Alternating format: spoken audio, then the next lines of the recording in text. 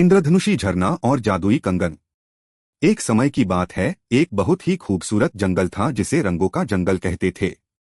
इस जंगल में हर पत्ता, हर फूल इतना चमकीला था कि देखकर ही मन खुश हो जाए। और इस जंगल के बीचों बीच बहता था एक अद्भुत इंद्रधनुषी झरना। उसके पानी में 7 रंग ऐसे नाचते थे जैसे किसी ने रंगीन सितारे बिखेर दिए हों। इस जंगल में लीना और करण नाम के 2 प्यारे बच्चे रहते थे। लीना 7 साल की थी और उसे कहानियां और जादुई चीजें बहुत पसंद थीं। करण 9 साल का था। वह बहादुर और थोड़ा शैतान था। उसे पेड़ पर चढ़ना और नए रास्ते खोजना पसंद था। वे दोनों अक्सर स्कूल से लौटने के बाद इसी जंगल में खेलने आते थे। उन्हें इंद्रधनुषी झरने के पास बैठना, उसकी बूंदों को निहारना और परी कथाओं के सपने देखना बहुत पसंद था। उनकी हंसी से पूरा जंगल गूंज उठता था। एक दिन जब वे जंगल में पहुंचे तो उन्होंने कुछ अजीब देखा। इंद्रधनुषी झरने के रंग फीके पड़ने लगे थे। पहले जहां चमकदार लाल, नीला और पीला रंग उछलता था, अब वहां बस हल्का सा भूरापन दिख रहा था। जंगल के पेड़ों की पत्तियां भी थोड़ी मुरझाई हुई लग रही थीं। हवा में पहले जैसी ताजगी नहीं थी। पक्षियों का चहचहाना भी कम हो गया था। लीना ने उदास होकर कहा, करण भैया देखो, हमारे इंद्रधनुषी झरने को क्या हो गया है? इसके रंग कहाँ चले गए? करण ने भी चिंता से झरने की ओर देखा। वह भी इतना शांत और उदास झरना देखकर हैरान था। हाँ लीना, करण ने कहा, यह तो बिल्कुल ऐसा लग रहा है जैसे किसी ने इसकी सारी खुशी छीन ली हो। हमें कुछ करना होगा। लीना और करण झरने के पास बैठ गए, बहुत उदास। उन्हें यह देखकर अच्छा नहीं लग रहा था कि उनका प्यारा जंगल और इंद्रधनुषी झरना अपनी चमक खो रहे थे। तभी एक हल्की सी चमक उनके सामने हवा में तैरती हुई दिखाई दी। यह चमक धीरे धीरे बड़ी हुई और फिर उनके सामने एक छोटी सी सुंदर परी प्रकट हुई। उसके पंख तितली के पंखों जैसे रंगीन थे और उसके सिर पर फूलों का मुकुट था। वह परी बहुत छोटी थी, लेकिन उसकी आंखें बहुत समझदार लग रही थीं। लीना और करण पहले तो चौंक गए, फिर उन्हें लगा कि जैसे उन्होंने किसी सपने को हकीकत में देखा हो। यह परी तारा थी जो इस जंगल की रक्षा करती थी।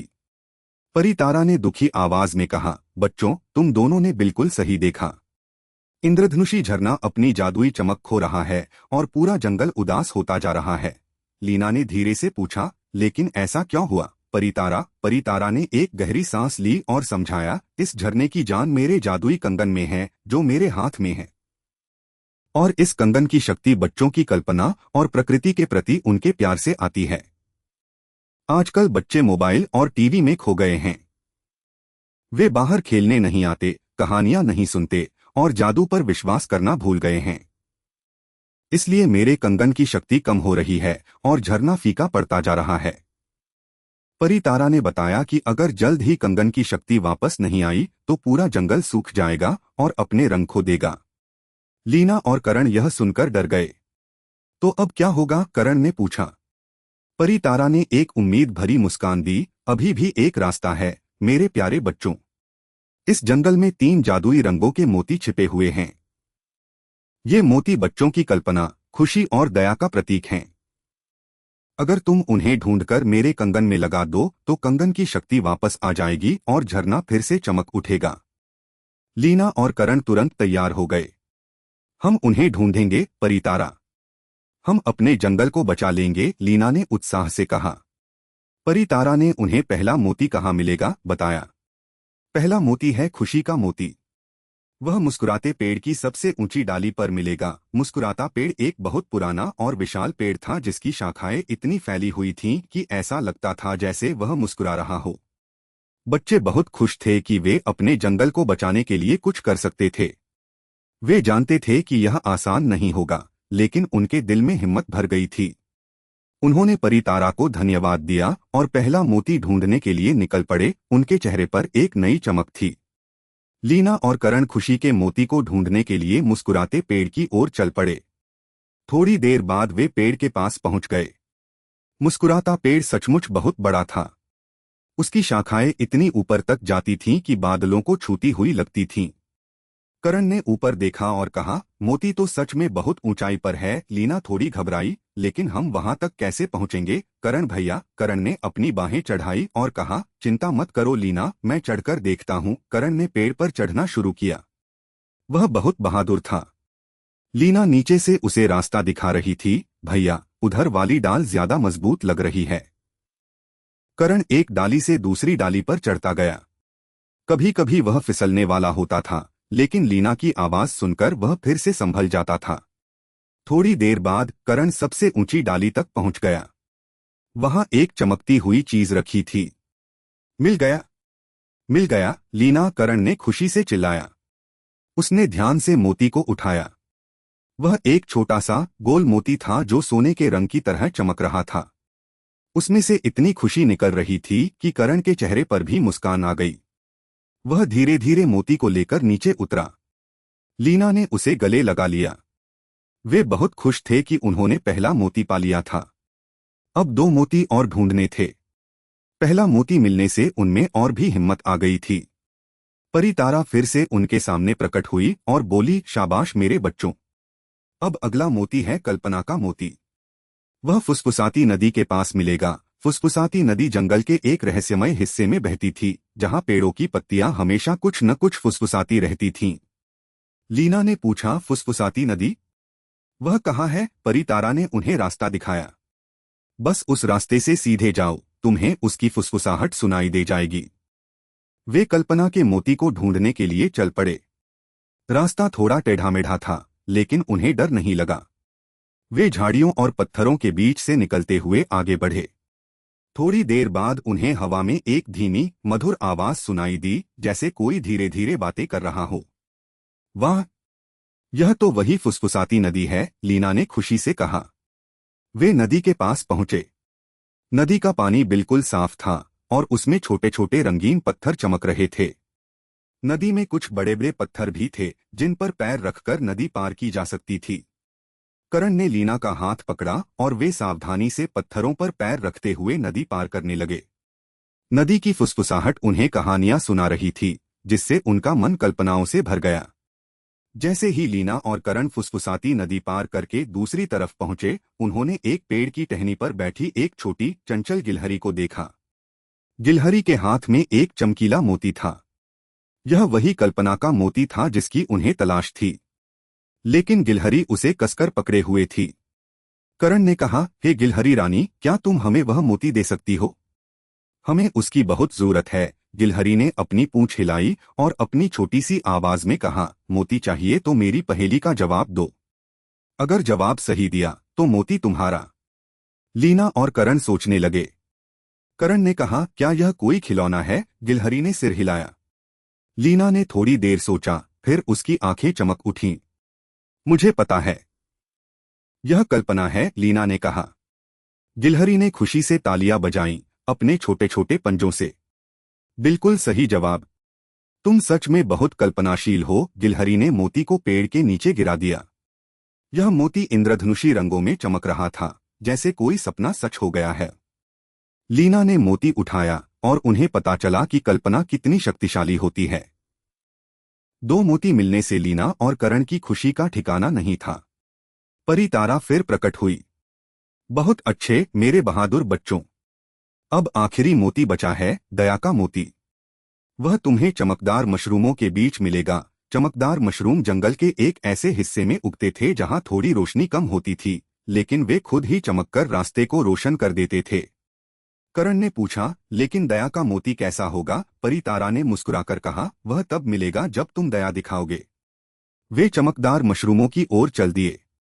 जैसे ही वे उस हिस्से में पहुंचे, चारों ओर से हल्की हल्की रोशनी फैलने लगी।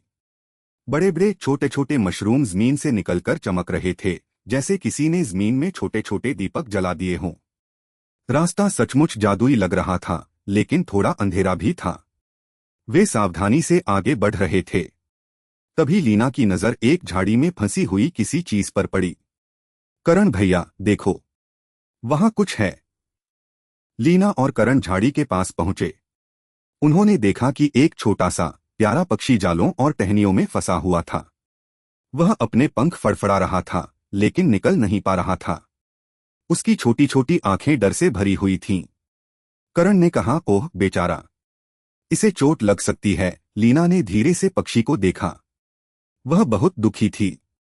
उन्होंने तुरंत मोती ढूंढना छोड़कर पक्षी की मदद करने का फैसला किया। करण ने धीरे धीरे झाड़ी की टहनियों को हटाया, जबकि लीना ने अपनी उंगलियों से धीरे से जालों को खोला। पक्षी थोड़ा डरा हुआ था, लेकिन लीना की कोमल आवाज सुनकर शांत हो गया। उन्होंने बहुत सावधानी से पक्षी को जालों से बाहर निकाला। जब पक्षी आजाद हो गया तो उसने अपनी गर्दन घुमाकर लीना और करण की ओर देखा, जैसे उन्हें धन्यवाद दे रहा हो।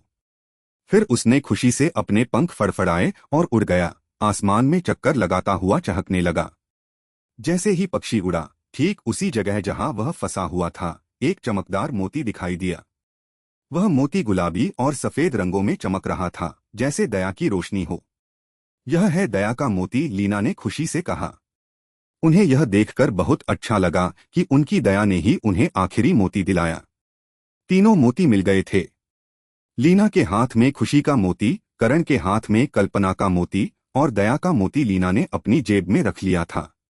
परी तारा एक बार फिर उनके सामने प्रकट हुई, लेकिन इस बार वह थोड़ी परेशान लग रही थी।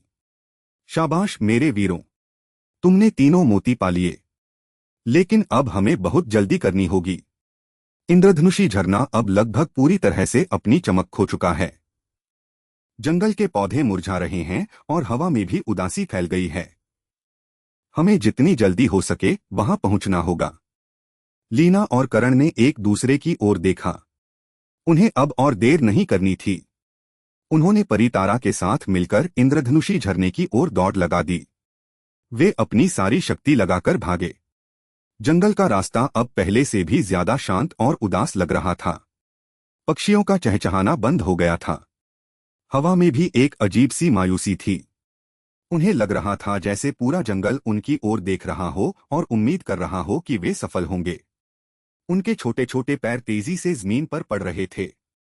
उनका दिल जोर जोर से धड़क रहा था। वे जानते थे कि अब सब कुछ उन्हीं पर निर्भर था। आखिरकार लीना, करण और परी तारा हांफते हुए इंद्रधनुषी झरने के पास पहुंचे।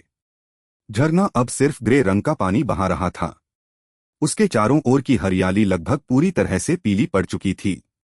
परी तारा का जादुई कंगन भी बिल्कुल फीका पड़ चुका था, जैसे कोई पुराना बेरंग धागा हो।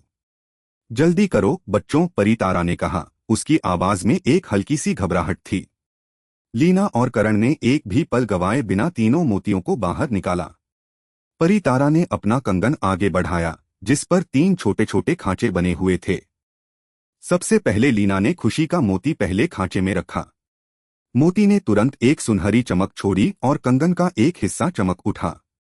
फिर करण ने कल्पना का मोती दूसरे खांचे में लगाया। कल्पना के मोती से इंद्रधनुषी रंग फूटे और कंगन का दूसरा हिस्सा भी चमकने लगा। आखिर में लीना ने दया का मोती तीसरे खांचे में रखा। दया का मोती गुलाबी और सफेद रोशनी से जगमगा उठा और पूरा कंगन अब पूरी तरह से चमक रहा था। जैसे ही कंगन पूरी तरह चमका, इंद्रधनुषी झरने में एक जोरदार गर्जना हुई और फिर एक अद्भुत चमत्कार हुआ। झरने से अचानक पानी की जगह रंगों का फव्वारा फूट पड़ा। लाल, नीला, पीला, हरा, बैंगनी, सभी रंग एक साथ हवा में उछलने लगे और पूरा झरना पहले से भी ज्यादा चमकदार और खूबसूरत हो गया। जैसे ही इंद्रधनुषी झरना अपनी पूरी चमक के साथ फिर से बहने लगा, पूरे जंगल में एक नई जान आ गई। मुरझाए हुए पेड़ तुरंत हरे भरे हो गए, फूल फिर से खिल उठे और उनमें और भी ज्यादा रंग भर गए। पक्षी पेड़ों से निकलकर चहकने लगे और हवा में खुशी के गीत गाने लगे। गिलहरियां और खरगोश अपनी बिलों से बाहर निकलकर खुशी से उछलने लगे। ऐसा लग रहा था जैसे पूरा जंगल जश्न मना रहा हो। लीना और करण ने एक दूसरे की ओर देखा। उनकी आंखों में खुशी के आंसू थे। उन्होंने अपने प्यारे जंगल को बचा लिया था। परी तारा का जादुई कंगन भी अब पहले से ज्यादा चमक रहा था। परी तारा ने उन्हें गले लगाया। तुम दोनों ने कमाल कर दिया मेरे प्यारे बच्चों। तुम्हारी बहादुरी, तुम्हारी कल्पना और तुम्हारी दया ने इस पूरे जंगल को बचा लिया। हमेशा याद रखना, जब तक तुम प्रकृति से प्यार करोगे और अपने अंदर के जादू पर विश्वास रखोगे, तब तक यह जंगल और यह झरना हमेशा चमकते रहेंगे। उसने उन्हें एक प्यारी सी मुस्कान दी और धीरे धीरे हवा में घुलने लगी, जैसे वह सितारों की रोशनी में बदल गई हो।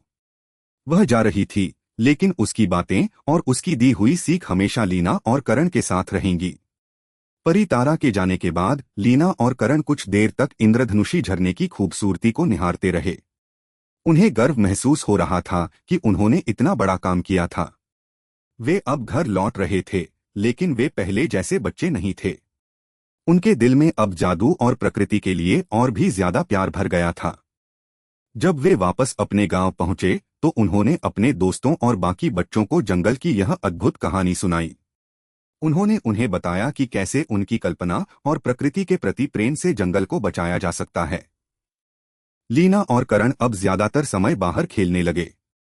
वे अपने दोस्तों को भी जंगल में लेकर जाते, उन्हें पेड़ों के बारे में बताते, पत्थरों से खेल खिलाते और उनसे नए नए खेल खेलने को कहते। उन्होंने बच्चों को ऐसी कहानियां सुनाई जहां जादू और रोमांच हो और उन्हें कल्पना करने के लिए प्रेरित किया। धीरे धीरे गांव के दूसरे बच्चे भी मोबाइल छोड़कर बाहर खेलने लगे। वे प्रकृति में समय बिताने लगे और एक बार फिर जादू पर विश्वास करने लगे। रंगों का जंगल हमेशा चमकता रहा और इंद्रधनुषी झरना भी हमेशा अपनी पूरी शान से बहता रहा, लीना और करण की बहादुरी और बच्चों की कल्पना की शक्ति का प्रतीक बनकर। और इस तरह लीना और करण ने न केवल अपने प्यारे जंगल को बचाया, बल्कि उन्होंने अपने पूरे गांव को भी यह सिखाया कि सबसे बड़ा जादू हमारे अंदर ही होता है, हमारी कल्पना में, हमारी दया में और प्रकृति के प्रति हमारे प्यार में। अगर आपको यह कहानी अच्छी लगी हो तो इसे लाइक करें, दोस्तों के साथ शेयर करें और हमारे चैनल को सब्सक्राइब करना न भूलें।